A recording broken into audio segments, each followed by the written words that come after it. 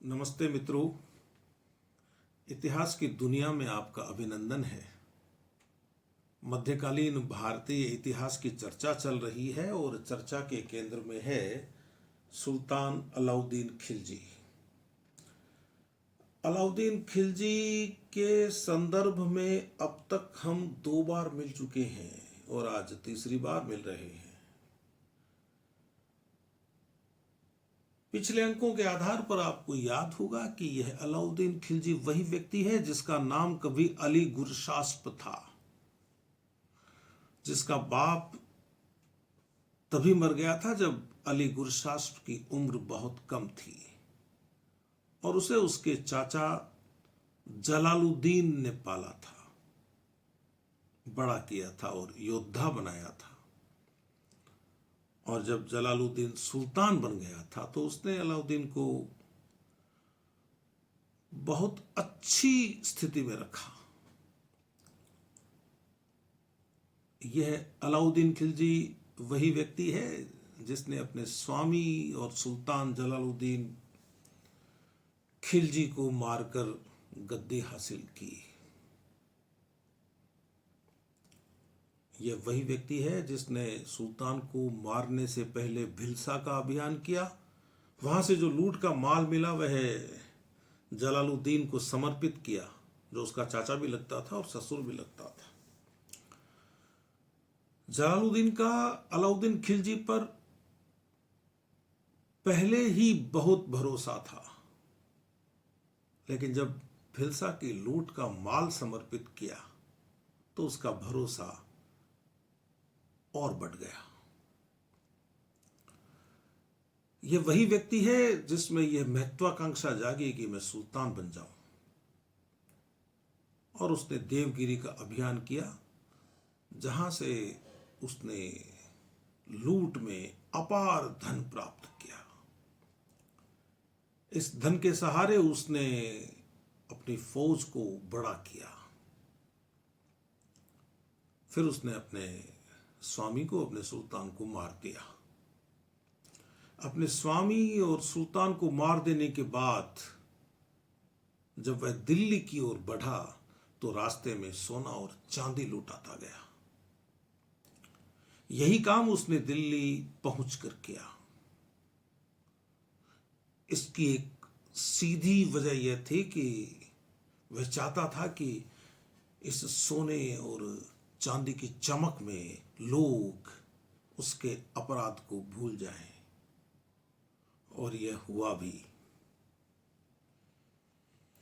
यह वही व्यक्ति है जिसने जलालुद्दीन के परिवार को खत्म कर दिया। यह वही व्यक्ति है जिसने उन अमीरों को या तो मार दिया या पूरी तरह से कुचल दिया जिन्होंने जलालुद्दीन के खिलाफ उसका साथ दिया था।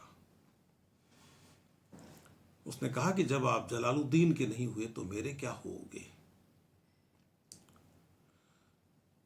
यह वही व्यक्ति है जिसने अपना एक खास राजत्व सिद्धांत लागू किया जो इसके पहले बलबन ने किया था कभी। उसका कहना था कि पैगंबर के बाद मैं ही हूं, मैं ही हुआ हूं। मैं इस धरती पर ईश्वर की छाया हूं, जिल्लिल्लाह हूं। उसने कहा कि मैं कुछ विशेष हूं, इसलिए सुल्तान हूं, और मुझे जो भी अनुभूति होती है वह जनता के लिए, अमीरों के लिए एक आदेश होनी चाहिए। यह वही व्यक्ति है जिसने गुजरात का अभियान किया। गुजरात के राजा करण बघेल को देवगिरी भागने के लिए मजबूर कर दिया और उसकी रानी कमला देवी को वह अपने घर ले आया। उसका धर्म बदला और उसे मलिकाए जहां बनाया। यह वही व्यक्ति है जिसकी अपनी पत्नी से कभी नहीं बनी। एक बार इसकी बात छोड़ दीजिए कमला देवी की, पहले की जो 2 पत्नियां हैं उनमें से मैं बात कर रहा हूं जलालुद्दीन खिलजी की बेटी की। यह वही व्यक्ति है जिसकी कभी अपनी सास से नहीं बनी, अपनी पत्नी और सास से न बनने के कारण यह कड़ा में रहना ज्यादा पसंद करता था। वह नहीं चाहता था कि सरदारों के बीच में उसकी छवि खराब हो। यह वही व्यक्ति है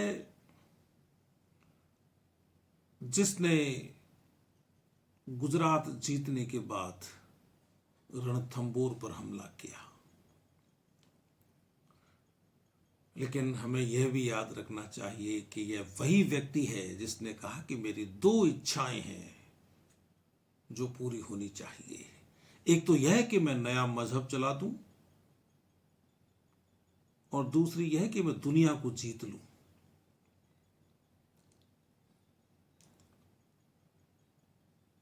तो इस तरह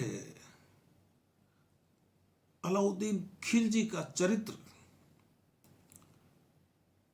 आप अब तक की घटनाओं के संदर्भ में देखें तो इस रूप में सामने आता है कि यह बहुत महत्वाकांक्षी व्यक्ति था और अपनी इच्छा को पूरी करने के लिए कुछ भी कर सकता था। अलाउद्दीन खिलजी का नाम सल्तनत काल के उस सुल्तान के रूप में लिया जाता है जिसने पहली बार मजहब को राजनीति से अलग किया। हमारे इतिहासकार मित्र, अनेक मित्र इसकी तारीफ करते हैं कि साहब इसने राजनीति में मुल्ला मौलवियों के हस्तक्षेप को खत्म कर दिया। यहां तक वे कहें तो ठीक है, लेकिन वे ये कहते हैं कि उन्होंने राजनीति में मजहब के दखल को खत्म कर दिया, राजनीति से मजहब को बाहर कर दिया। यह बात ठीक नहीं है। यह सही है कि उसने मुल्ला मौलवियों को अपना काम करने दिया, जो जो काम उनके हिस्से था वह काम उनको करने दिया, लेकिन अपने राजनीतिक फैसलों में, अपने सियासी फैसलों में उसने उनसे नहीं पूछा कि आपका इस्लाम क्या कहता है। और कभी काजी मुगीसुद्दीन से चर्चा भी हुई तो उसने उसका उपहास ही उड़ाया।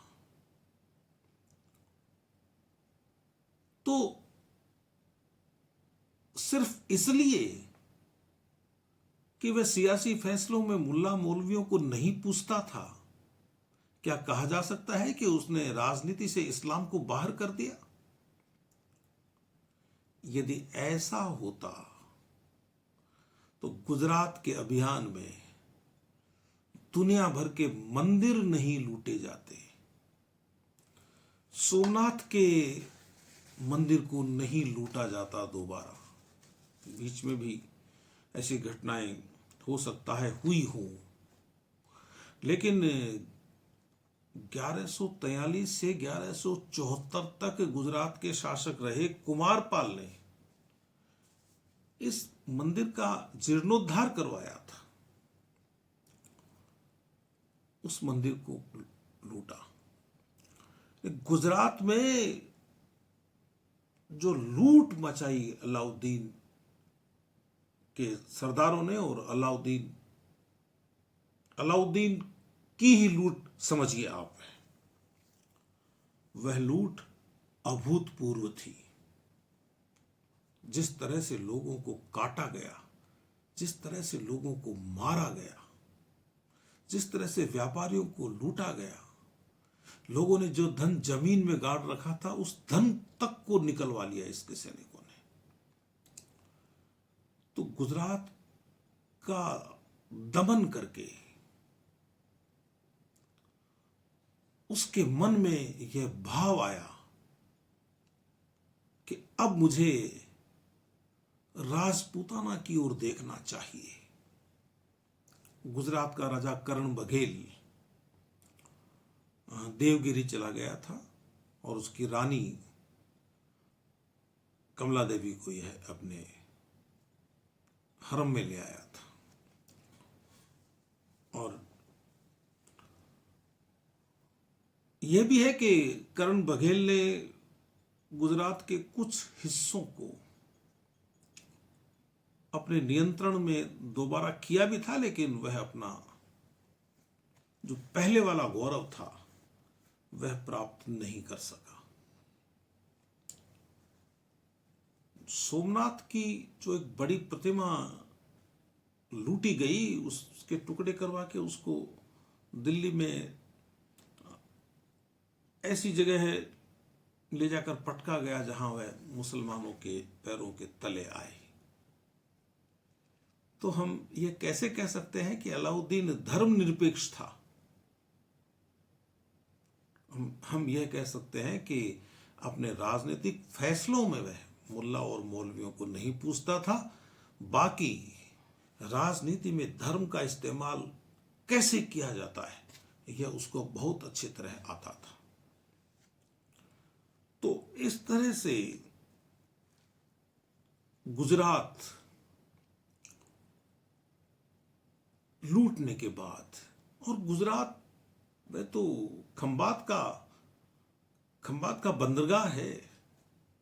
मैंने कहा था ना पिछले अंक में कि एक रसीले आम की तरह, एक रसीले फल की तरह टूटकर हाथ में आ गया अलाउद्दीन के। खैर, लेकिन अब उसकी नजर रणथंभौर पर थी।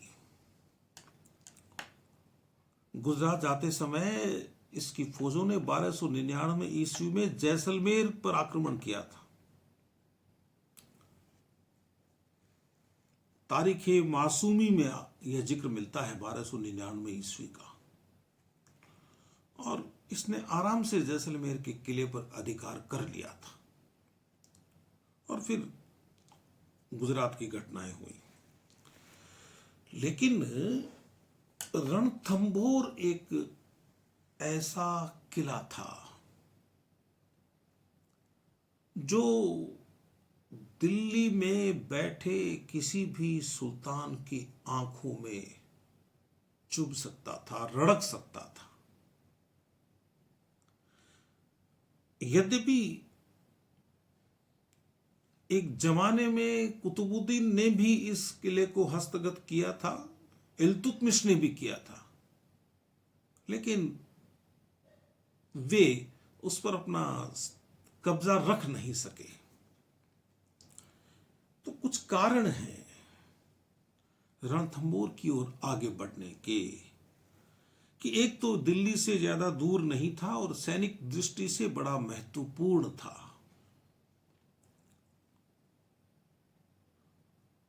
यदि सुल्तान को दक्षिण जाना है तो उसे राजपूताना जीतना ही होगा। इसके पहले अलाउद्दीन खिलजी भी रणथंभौर को जीत नहीं पाया था। वह चला गया था यहां से, और यह बहाना करके कि मैं इस किले की कीमत एक मुसलमान के केश के बराबर नहीं समझता। तो वह भी अलाउद्दीन को तकलीफ थी कि मेरा जो पूर्ववर्ती है, मुझसे जो पहले हो चुका है,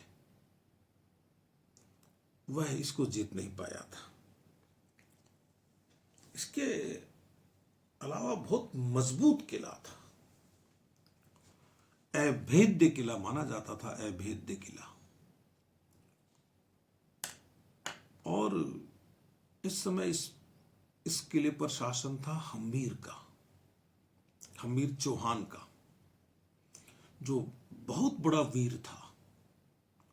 उसकी वीरता की धाक दूर दूर तक थी। तो अलाउद्दीन खिलजी स्वयं बहुत बड़ा योद्धा था, और एक योद्धा को दूसरा योद्धा कैसे सुहाए, तो यह भी उसको तकलीफ थी कि इतना प्रतिष्ठित योद्धा और मुझसे थोड़ी ही दूर रहे। उसको पसंद नहीं था यह। लेकिन बहाना क्या हो किले पर हमले का? वैसे तो बिना बहाने के भी अलाउद्दीन रणथंभौर पर आक्रमण करता तो तो यही माना जाता कि वह अपने विस्तार के लिए कर रहा है। लेकिन फिर भी वह एक बहाना चाहता था और उसे एक बहाना बड़ी आसानी से मिल गया। गुजरात के लूट के माल के प्रश्न पर जो 9 मुसलमान थे, जिनका जिक्र मैं कर चुका हूं पिछले अंकों में, वे मंगोल जो भारत में आकर मुस्लिम बन गए थे, उन 9 मुसलमानों ने बगावत कर दी थी। और इसके कारण अलाउद्दीन ने दिल्ली में जो परिवार थे 9 मुसलमान सैनिकों के, उन पर बहुत जुल्म ढाया, बहुत जुल्म। यद्यपि वे मुस्लिम धर्म ग्रहण कर चुके थे, मजहब ग्रहण कर चुके थे। जब मैं मुस्लिम धर्म बोलूं तो आप मजहब ही समझिए। तो उन 9 मुसलमानों के 2 नेता,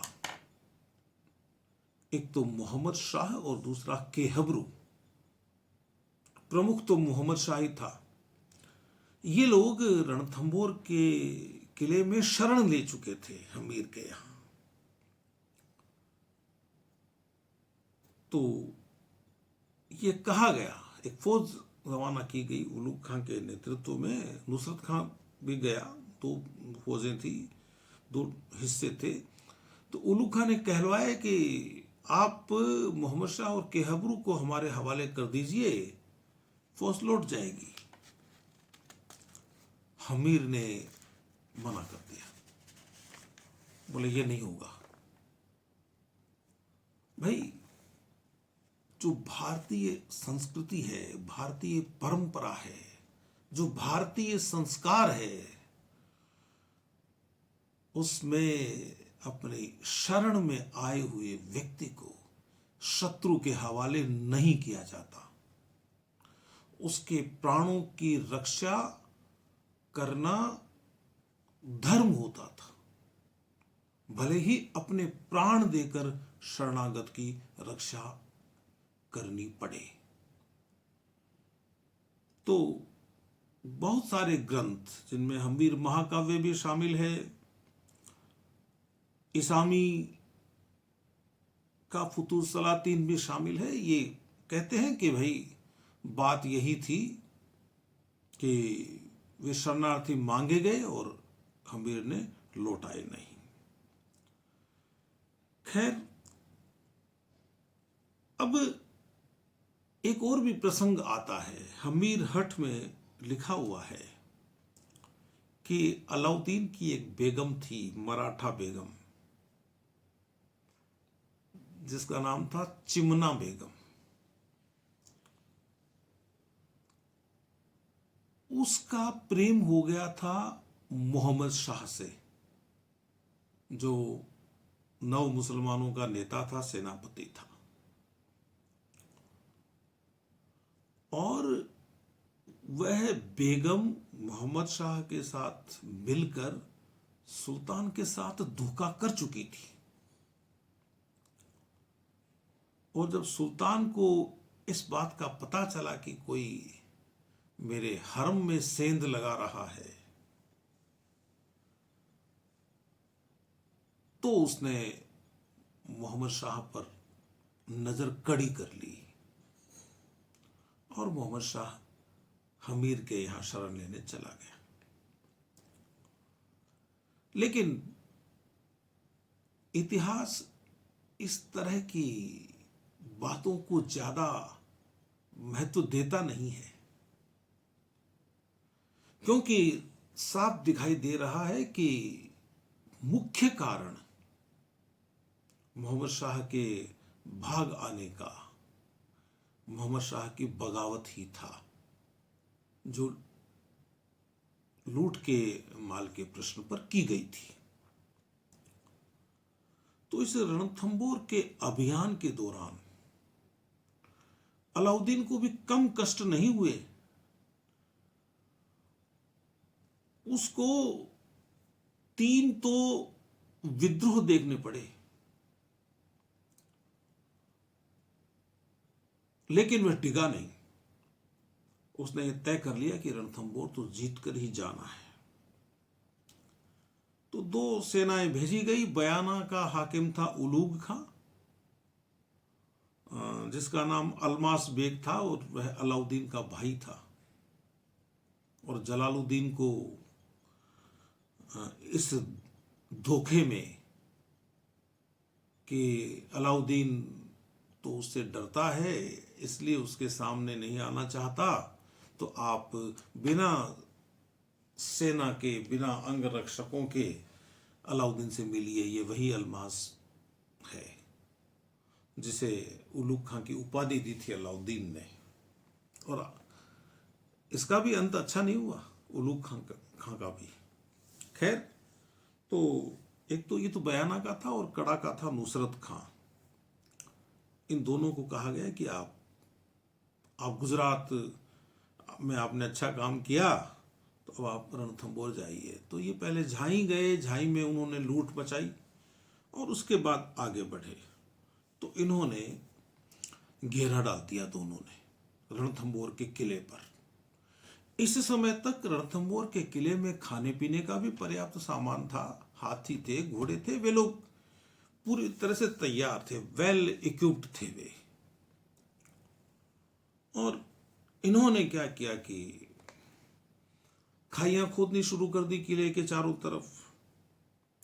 गरगच तैयार कर लिए। गरगच वह यंत्र होता है जिससे पत्थर नीचे से ऊपर फेंके जाते हैं, और किले से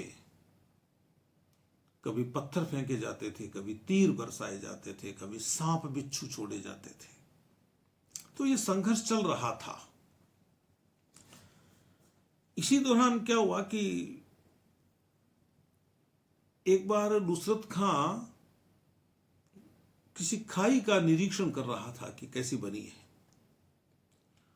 उसी समय मगरबी से छोड़ा हुआ एक पत्थर आया और आके उसके ऊपर गिर गया, और नुसरत खां मर गया। नुसरत खां का मरना एक बहुत बड़ा आघात था अलाउद्दीन के लिए। इसलिए नहीं कि उसका एक सेनापति चला गया, सेनापति तो उसके पास और भी थे।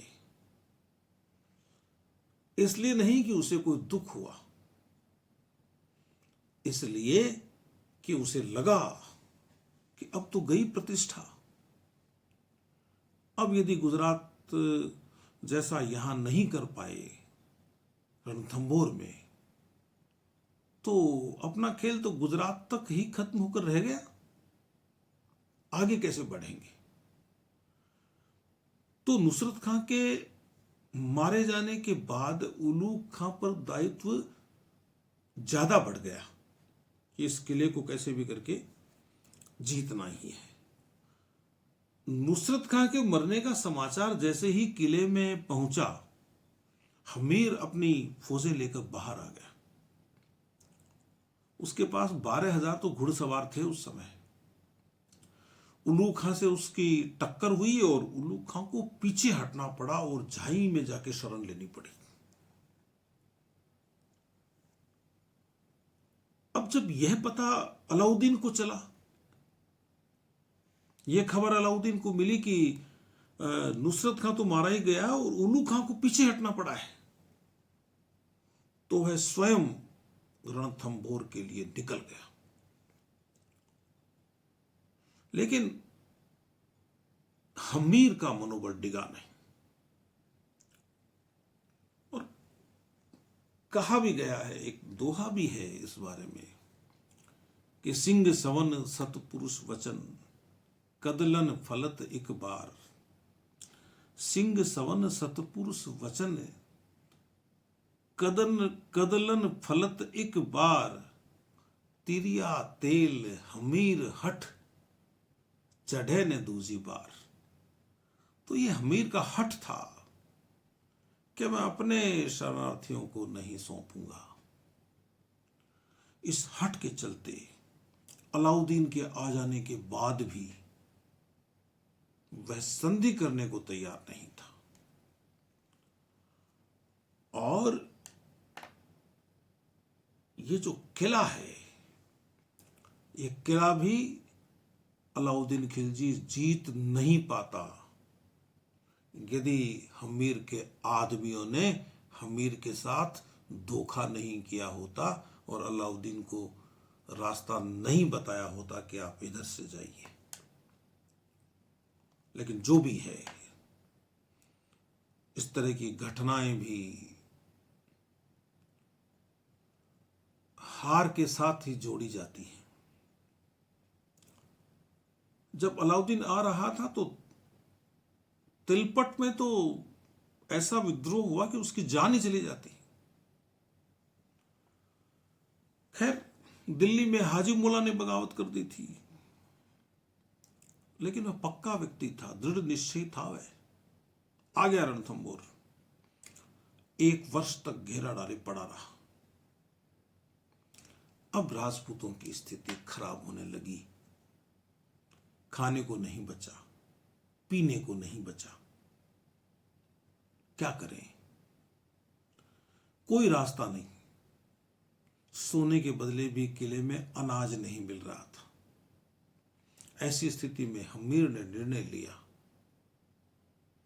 कि अब जान की बाजी लगेगी, अब जान पर खेलेंगे, लेकिन जीते जी मोहम्मद शाह और उसके भाई के हबरू को नहीं सौंपेंगे और न ही कोई सदस्य राज परिवार का जीवित शत्रु के हाथ लगेगा।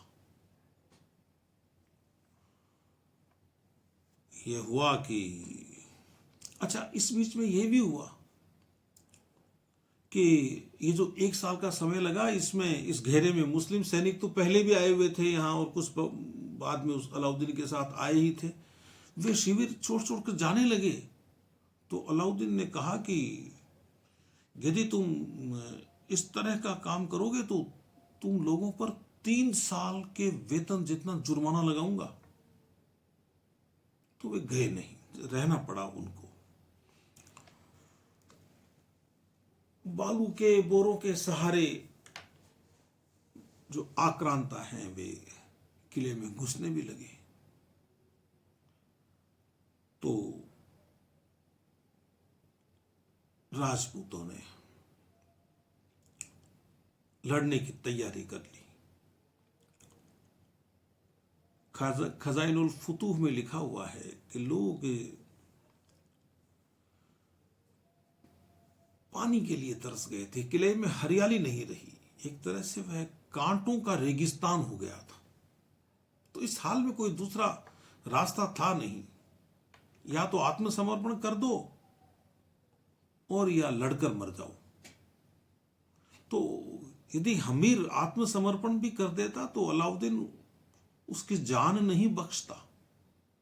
हां, जिस तरह से गुजरात का करण बघेल निकल गया था गुजरात से और देवगिरी चला गया था, वैसे हमीर भी जा सकता था, लेकिन यह रास्ता तो उसके दिमाग में था ही नहीं। तो जौहर के लिए अग्नि प्रज्वलित की गई। रानी रंग देवी के नेतृत्व में महिलाएं अग्नि में कूद गई और पुरुष हमीर देव के नेतृत्व में लड़ने के लिए बाहर आ गए। और मारे गए। एक भी सदस्य हमीर के परिवार का अलाउद्दीन के हाथ नहीं लगा। अलाउद्दीन के हाथ लगा मोहम्मद शाह।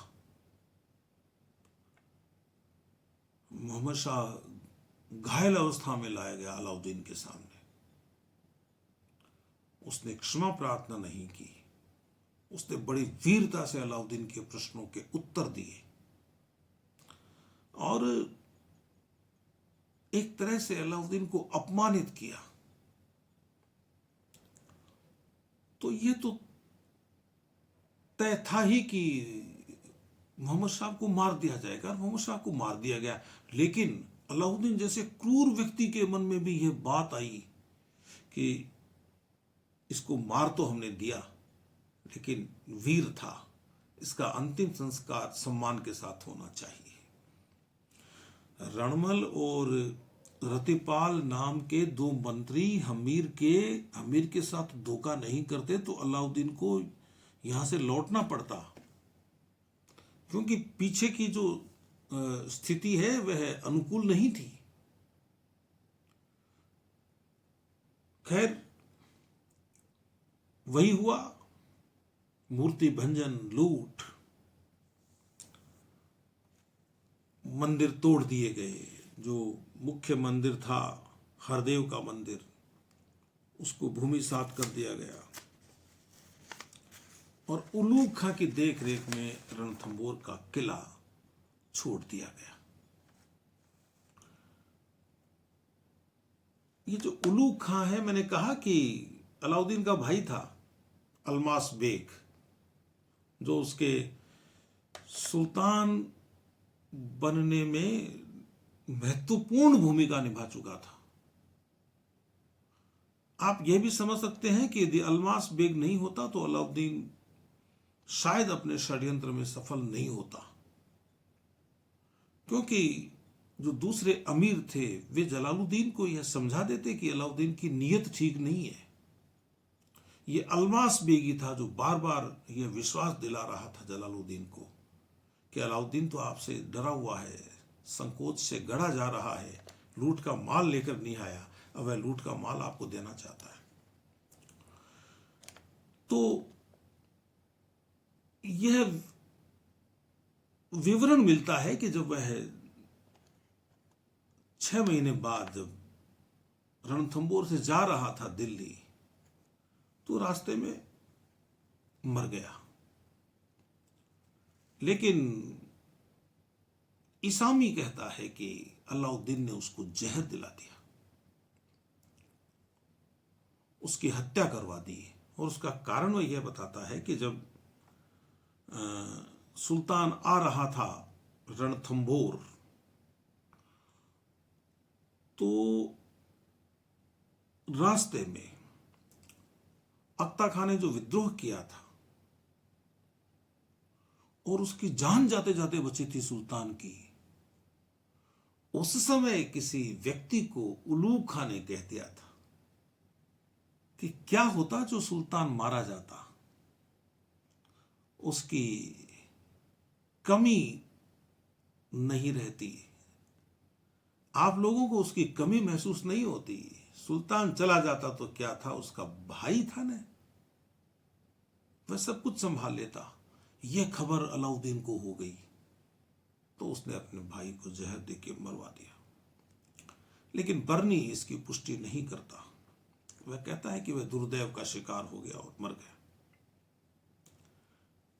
लेकिन अलाउद्दीन के स्वभाव को देखते हुए हम इसामी के कथन को भी भुला नहीं सकते।